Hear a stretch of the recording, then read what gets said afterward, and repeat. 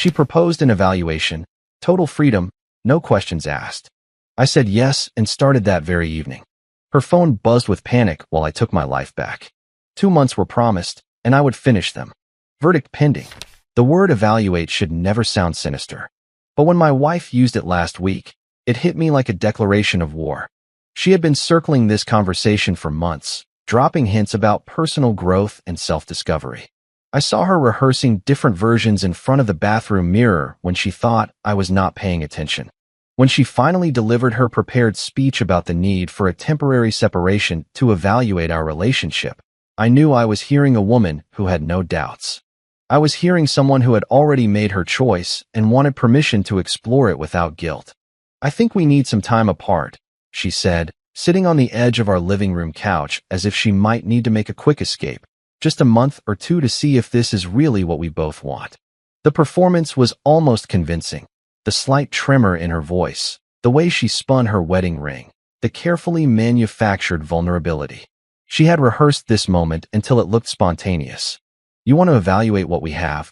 I asked, watching her face closely. By what standard exactly? Her pupils dilated slightly. By? I do not know. By what a true partnership should look like. I just think we have lost something. What we had lost was her interest in pretending this marriage mattered to her.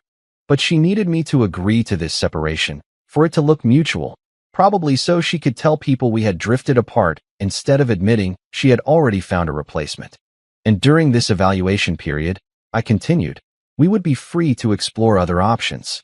The way her face lit up was like watching someone win the lottery. I mean, if it helps us figure out what we really want. There it was, the request wrapped in therapy speak. She had found someone else and wanted to try things out while keeping our marriage as a backup plan. I stood up and walked over to our bookshelf, running my finger along the spines of the books we had collected together. 8 years of shared purchases, shared dreams, shared jokes about the awful romance novels she secretly loved. You know what is funny about evaluations? I said, pulling out one of those romance novels. They only work if you are honest about what you are measuring. She let out a nervous, placating sound. I turned the book over in my hands, looking at the cover with its impossibly muscled hero and swooning heroine. Take this book, for instance. The heroine thinks she is choosing between 2 men, but in reality, she is choosing between safety and excitement, stability and passion, the familiar and the unknown. I am not sure I follow. Oh, I think you follow perfectly. I put the book down and gave her my most understanding smile. And I think your idea of a temporary separation is brilliant. Absolutely brilliant. The relief that flooded her face was almost insulting. She expected resistance, maybe tears, definitely a desperate attempt to change her mind. Really? You understand? More than you know. Actually, I am grateful you brought this up. You are right. We should definitely evaluate what we have here, compare it to all the available alternatives. Something in my tone made her shift uncomfortably. That primitive warning system telling you when you have stepped into something bigger than you expected. What do you mean by all the available alternatives? She asked, and I could hear the first hint of uncertainty creeping in. Well, if we are doing this right, we both need to explore our options.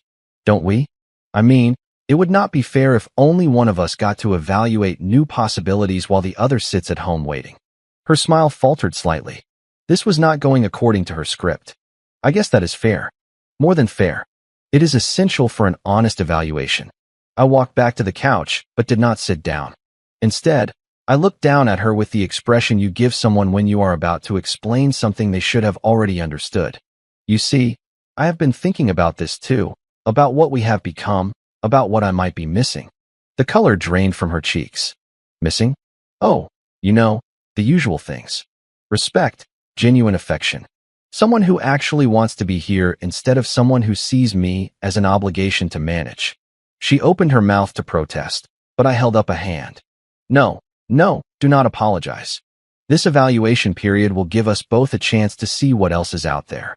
I am actually excited about the idea. And I was. Not because I wanted out of my marriage, but because she had just handed me the perfect opportunity to show her exactly what she was throwing away.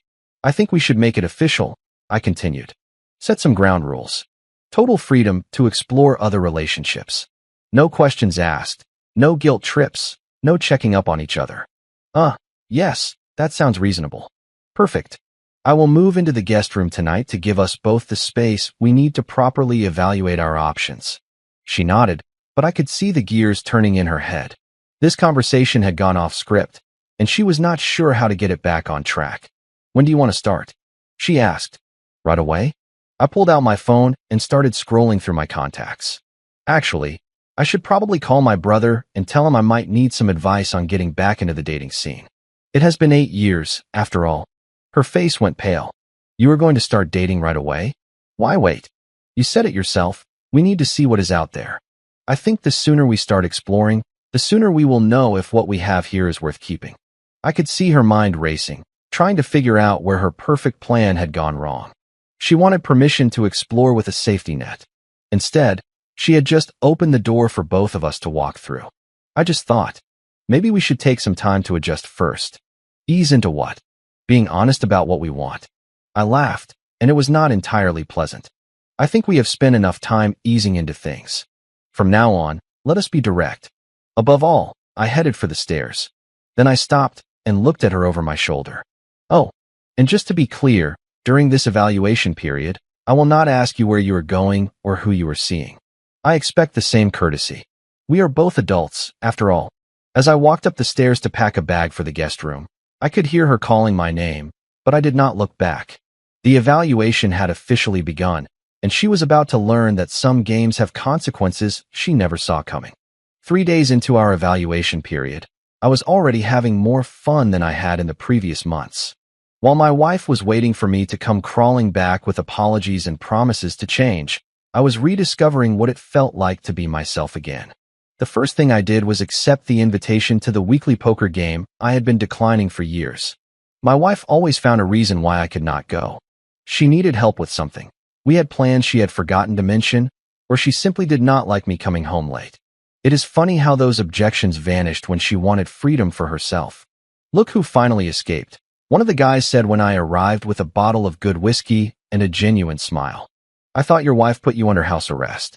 Temporary separation, I said as I was dealt into the next hand. She wanted space to evaluate our relationship. The guys exchanged looks. They had all been married long enough to know what that meant. So, you are back on the market? Another asked, already calculating which single friends he could introduce me to. Apparently, I replied, picking up my cards. 2 jacks, a queen, and garbage. But I felt like the luckiest man at the table, still figuring out what that meant. By the end of the night, I had 3 different phone numbers from their wives' friends and an invitation to a gallery opening the following week. These were successful, attractive women who had heard I was taking time to explore my options and found it intriguing rather than pathetic. The gallery opening turned out to be a revelation. I had forgotten what it felt like to dress up for myself rather than for someone who barely noticed. I had forgotten what it was like to walk into a room in downtown Denver and actually want to be there. That is where I met her. She was standing in front of a painting that looked like someone had thrown paint at a canvas and called it art. But she was studying it as if it held the secrets of the universe. Tall, elegant, wearing a dress that probably cost more than my car payments, and completely absorbed in something that looked like controlled chaos. Modern art, I said, stepping up beside her. Either a brilliant commentary on the human condition, or proof that anyone can be an artist these days.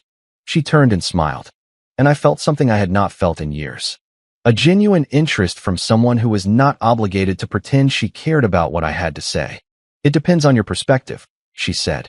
Sometimes chaos is exactly what you need to see clearly. Her name was irrelevant. What mattered was the way she carried herself. Confident without being aggressive, interested without being desperate, the kind of woman who had options and knew it. We talked for 2 hours about art, travel, books, everything except the fact that I was technically still married to someone who was probably evaluating her own options at that exact moment. When she suggested we continue the conversation over dinner the next night, I did not hesitate. I should mention, I said as we exchanged numbers, I am in the middle of a temporary separation, which means you are figuring out what you really want instead of settling for what you have. Something like that. Good. I do not date men who do not know their own worth. The next morning, I came home to find my wife in the kitchen of our suburban house outside Denver, clearly expecting that I had spent the night alone and miserable. Instead, I was practically floating as I made coffee, wearing clothes that did not smell like defeat. "You seem cheerful," she said, and I could hear the confusion in her voice. Why would I not be? This evaluation period was a brilliant idea. She studied my face as if looking for cracks in my serenity. "Where were you last night?" "Out. Remember our agreement?" No questions asked. "I just thought, seeing as it has only been a few days." "You thought what?" "That I would spend this time sitting here feeling sorry for myself." I stirred my coffee. I am not really the type to sit around doing nothing. Her phone buzzed with a text message, and she grabbed it like a lifeline. Probably her evaluation target, wondering when she would be free again. But instead of the excited smile she had been sporting lately, she looked troubled. Whatever message she had received, it was not what she was hoping for. "Is everything all right?" I asked. Not because I cared about her drama, but because I was curious about how her own evaluation was going. "It is fine," she said quickly, shoving the phone into her pocket. "Just work stuff. The weekend is tough. Anyway, I should get ready. I have dinner plans tonight." The coffee mug froze halfway to her lips. Dinner plans? Part of the evaluation process. Remember? You cannot make informed decisions without proper research. She set the mug down with more force than necessary. "You are going on a date?"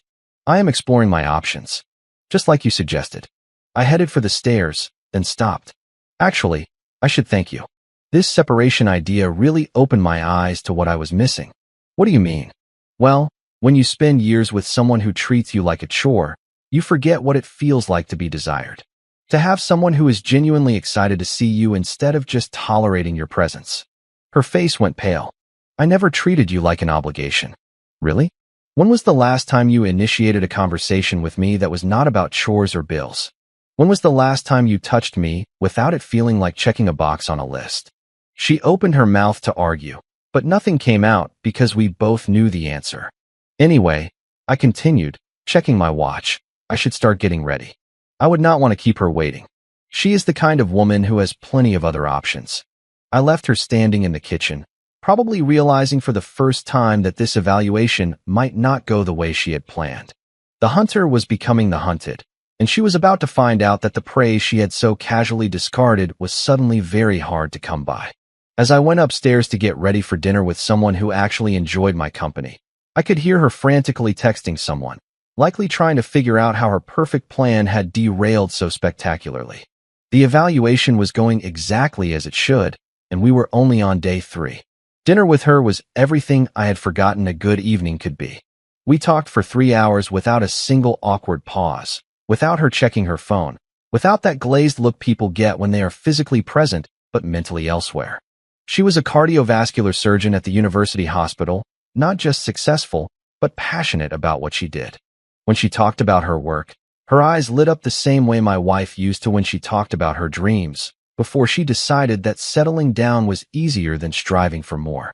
"So, what do you do when you are not saving lives?" I asked over dessert. "I restore vintage motorcycles."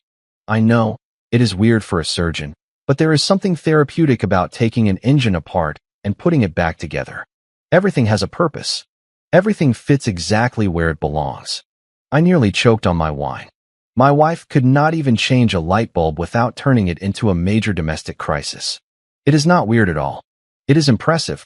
Most men find that intimidating. Most men are idiots. She laughed. Not the polite, social laugh my wife had perfected, but the kind that comes from finding something genuinely funny. When I walked her to her car, a flawless classic Mustang she had restored herself, she turned to me. "I had a really great time tonight," she said. "When you figure out what you want from this evaluation of yours, call me." She kissed me on the cheek and drove off, leaving me standing in the parking lot wondering how I could have convinced myself for 8 years that what I had at home was enough. The following week, we saw each other 2 more times. Once for lunch after her morning surgery, where she arrived still buzzing with the energy of having saved a life. Once for a motorcycle show, where she pointed out modifications I never would have noticed and talked to other enthusiasts like she belonged in their world. Because she did belong. She belonged everywhere she went. Not because she demanded space, but because she earned it. Meanwhile, my wife's evaluation was not going as well as she had planned. I could tell because she had started probing for information about my activities. "You are going out a lot lately," she said one morning, trying to sound casual, while visibly fishing for details. "Really?" I had not noticed. Time flies when you are having fun. Having fun how? The usual ways. Good conversations, interesting people, new experiences. I poured my coffee and added, all those things that make life worth living. Her jaw tightened. Are you seeing someone in particular? I thought we agreed on no questions asked. I am just curious about how your evaluation is going. Better than expected. Much better. I sat across from her and studied her face. How is yours going? You seem a little stressed lately. It is fine. But she was not fine. She was checking her phone obsessively, coming home later but returning frustrated instead of satisfied, and asking questions that suggested her backup plan was no longer looking like a backup plan. Glad to hear it. I was worried you might be having regrets about this whole arrangement. Why would I have regrets? Well, sometimes when you give someone exactly what they asked for, they realize they did not really want it after all. She shifted uncomfortably. What is that supposed to mean? Nothing specific. Just an observation on human nature. I finished my coffee and stood up. Speaking of which, I should get going. Lunch plans. Another date. Another opportunity to see what else is out there. I paused at the door. You should try it sometime. Really put yourself out there. I mean, it is liberating. That weekend, I took the surgeon to a charity gala she had been invited to. The kind of event my wife would have complained about. Too fancy, too many people she did not know, too much pressure to make small talk. But walking into that ballroom with someone who commanded respect simply by existing was a revelation. She knew half the people there, had meaningful conversations with the other half, and made me look exactly like the kind of man who belonged with exactly that kind of woman. You clean up nicely, she said while we were dancing to music that did not come from a playlist titled Wedding Reception Classics. I am still trying to figure it out. What do you mean? I spent so long being who someone else needed me to be that I forgot who I really was. She studied my face as we moved across the floor. And what are you discovering? That I am worth more than what I settled for. Good. A man who does not know his own value cannot appreciate anyone else's value. When we got back to my car, she did not get out immediately. Instead, she turned to me. Can I ask you something? Sure. This temporary separation you are going through. Are you hoping to save your marriage? Or are you hoping to find the courage to end it? It was the question I had been avoiding asking myself, but sitting there with someone who represented everything I could have instead of everything I had accepted, the answer was obvious. 2 weeks ago, I would have said save it.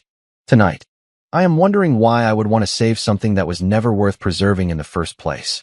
She smiled, and it was not sympathy, it was approval. When you are ready to stop wondering and start deciding, let me know. Driving home, I realized that this evaluation had already reached its conclusion. I just needed to figure out how to deliver the results.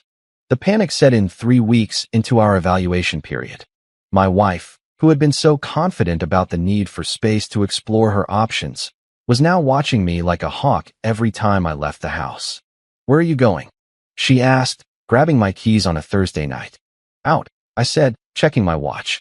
I had a reservation at the best restaurant in town with the surgeon, who had just finished a 14-hour surgery and still wanted to see me. Remember our agreement about questions?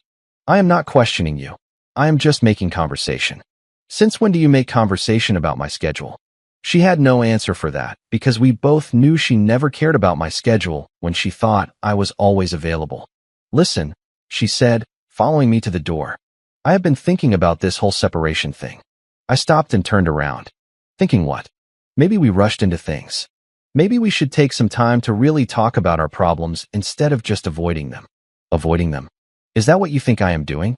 I laughed, and it was not kind. You wanted to evaluate our relationship. That is exactly what I am doing. Just because you do not like the results does not mean I am avoiding anything. What results? The ones showing me what I have been missing. What I accepted instead of demanding. What I could have instead of what I settled for. Her face went pale. What do you mean? I am saying your evaluation idea was brilliant. Enlightening, even. Just not in the way you expected. I opened the door and paused. Oh, and do not wait up for me. I might be late. Dinner that night was different. The surgeon and I had moved past the getting to know you phase into something that felt dangerously close to real. She told me about the patient she had saved that morning, a construction worker with 3 kids who had suffered a massive heart attack. I told her about the project I was working on, the one my wife had never bothered to ask about. You light up when you talk about your work, she said, cutting her steak with surgical precision. It is attractive. My wife finds my work boring. Your wife does not seem very perceptive. She is not, about a lot of things. I put down my fork and really looked at her. Like the fact that a man worth having is worth keeping. Like the difference between loving someone and taking them for granted. Like what happens when you play games with someone who is tired of being manipulated. Sounds like she is about to learn a lesson. The learning curve is going to be steep. When I got home at midnight, my wife was waiting for me in the living room, pretending to read a book, but obviously listening for my car. "How was your evening?" she asked, trying to sound casual. "Educational." "In what way?" I sat in the armchair across from her, maintaining eye contact. I learned what it feels like to be with someone who actually wants to be there. Someone who asks about my day because she cares about the answer, not because she is checking off a relationship obligation. "I do care about your day." "Really? When was the last time you asked about my work without immediately changing the subject? When did you last show genuine interest in something I was excited about?" She opened her mouth to argue, then closed it because she could not think of an example. This separation was supposed to help us figure out what we wanted. I continued. "Well, I figured it out. The question is, did you? I want us to work things out." "Why?" "What do you mean, why?" "I mean, why do you want to work things out? Because you love me, because you miss me, or because you realize your backup plan is not panning out the way you hoped?" Her silence was answer enough. "Here is what I think happened," I said, leaning forward. "You met someone who made you feel excited again. Someone who reminded you what it felt like to be desired instead of just married. So, you came up with this temporary separation idea as a way to test things out while keeping me as an insurance policy. That is not. But two things went wrong with your plan.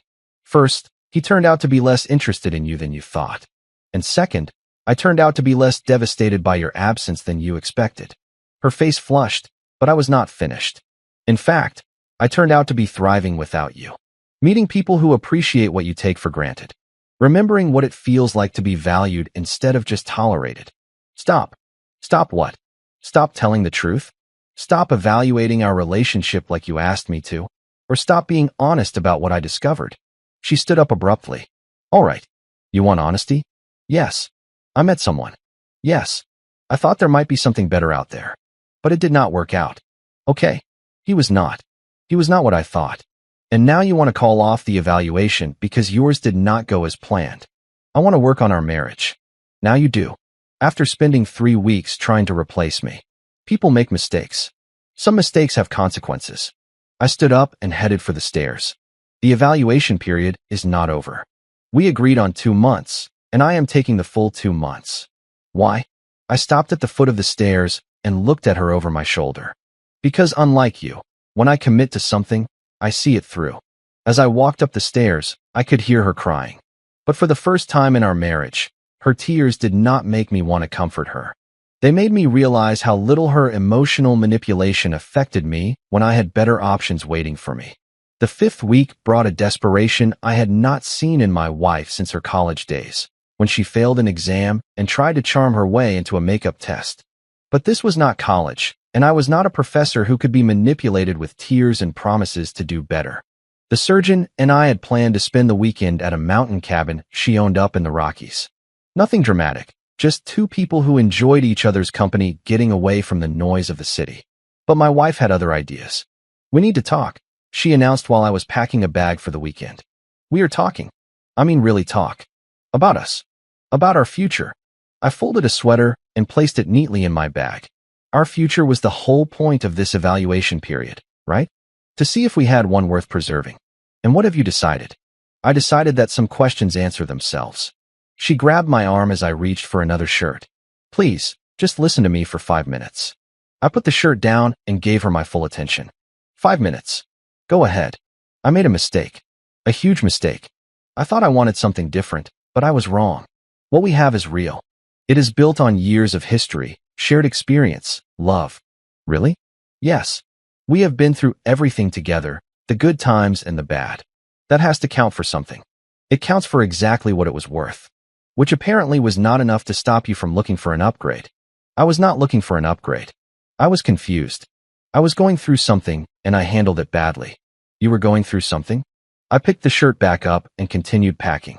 What exactly were you going through? Boredom? The 7-year itch? A midlife crisis at 32? I felt disconnected. From you, from us. Like we were just going through the motions. So you decided the solution was to go through the motions with someone else while keeping me on standby. It was not like that. Then how was it? Explain to me how asking for a temporary separation to explore other options was anything other than wanting permission to step outside the marriage. She started crying again, but this time it felt calculated, strategic, the kind of tears designed to make me feel guilty for being logical instead of emotional. I was scared, she said through the tears. Scared that we were becoming one of those couples who just exist together without really living. I wanted to shake things up to see if we could find our way back to what we had before by dating other people, by getting some perspective. And what perspective did you gain? That I love you. That I want to be with you. That everything else was just a distraction. I went back to packing. Funny how that perspective arrived right after your distraction turned out to be less distracting than you hoped. That is not fair. I laughed and shook my head. You want to talk about fair? Was it fair to blindside me with a separation because you wanted to try out someone else? Was it fair to make me think our marriage was a mutual problem when in reality, you just wanted permission to explore? I never wanted to hurt you. You never wanted to get caught. There is a difference. She was full-on sobbing now. The kind of dramatic breakdown that once made me drop everything to focus on making her feel better. But I had learned something important over the past 5 weeks. When someone shows you who they really are, believe them the first time. What can I do? She asked. How can I fix this? You cannot. There has to be something, some way to prove I am serious about us. I zipped my bag closed and picked it up. You want to prove you are serious about us? You had 8 years to do that. You chose to spend those years taking me for granted while keeping your options open. The only thing that has changed is that you are out of options. Please do not leave this weekend. Stay here and let us work on this. Work on what? The fact that you are only interested in our marriage now that your backup plan fell through? The fact that you are begging me to stay only because I finally stopped chasing you? That is not true. Is it not? When was the last time you fought for our relationship when you thought you had me securely on the hook? When was the last time you put this much effort into us when you were not afraid of losing me? She had no answer because we both knew there was none. Here is what is going to happen, I said, heading for the door. I am leaving for the weekend with someone who actually wants to spend time with me. Someone who does not need to lose me to appreciate me. When I get back, we will conclude this evaluation period with the honesty it deserves. And then what? I stopped at the door and looked at her one last time. Then you will get exactly what you asked for when you started this whole process. The chance to see what life looks like without me in it. Walking to my car, I could hear her calling my name from the doorway, but I did not turn back. Some bridges are meant to be burned, and some evaluations only have one possible conclusion. The woman waiting for me at the cabin would not spend the weekend crying over the past or making promises about the future. She would spend it being present, being genuine, and being everything my wife had forgotten how to be. The evaluation was almost over, and the results were crystal clear. The weekend at the cabin was everything I had forgotten a relationship could be. No drama, no manipulation, no desperate attempts to rewrite history. Just two people choosing to be together because they genuinely enjoy each other's company. When I got home on Sunday night, my wife was waiting for me with divorce papers spread out on our kitchen table. I had a lawyer draw these up, she said, her voice steadier than it had been in weeks. I know you have made your decision. I put my bag down and looked at the papers. Really? The way you looked at me before you left. Like I was a stranger. Like everything we built together meant nothing. It meant something. Just not enough to survive what you did to it. She nodded, wiping her eyes. I know I do not deserve forgiveness. I know I ruined everything.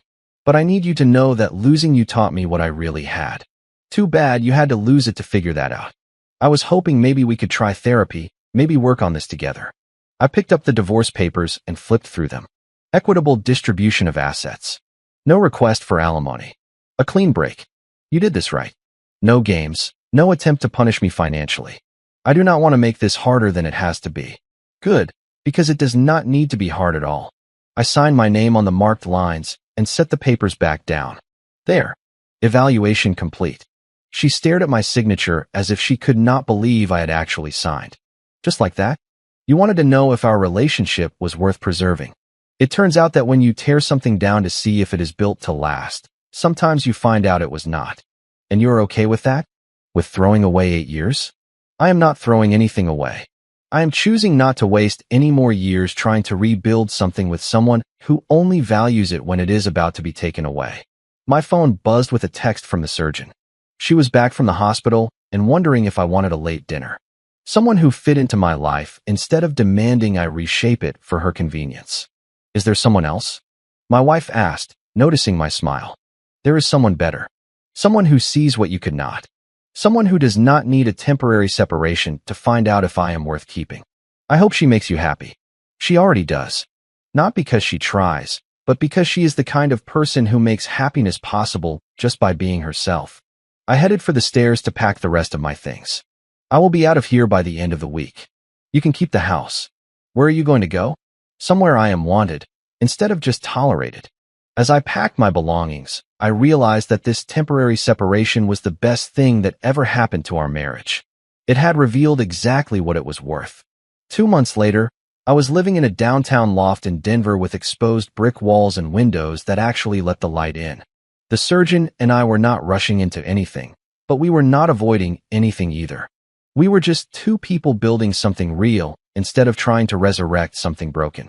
My ex-wife's evaluation had taught her what she had lost. My evaluation had taught me what I had been missing. It turns out that when you stop accepting less than you deserve, you discover you deserve far more than you ever imagined.